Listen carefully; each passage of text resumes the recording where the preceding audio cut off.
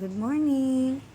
So, tuturo po tayo how to open your dashboard. So, ayan po, hingin po yung link kay Upline. Tapos, pag may link na po tayo, sign up po tayo. Yung gamit yung username mo at saka password. Yan, sign up.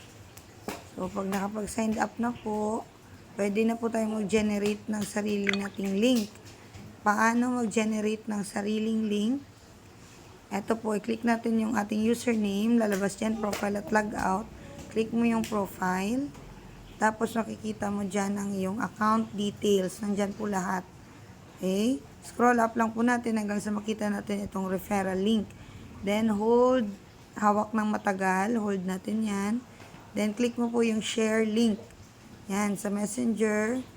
Pag nakita nyo yung chat button, send nyo po yan sa inyong client. Kung sino man yung client mo na gusto mong bigyan ng iyong registration link. Tapos, si client po matatanggap niya yung link. So, ngayon, ang gagawin natin is to open your link. Yan.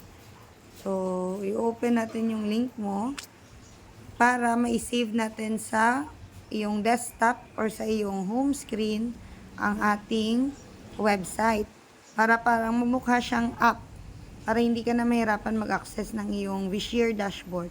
So, ito yung upper right corner, 3 buttons. Click mo yan. Then, click mo yung open in Chrome browser. Tapos, yan. So, pag na-open na natin yan, upper right corner ulit, 3 buttons.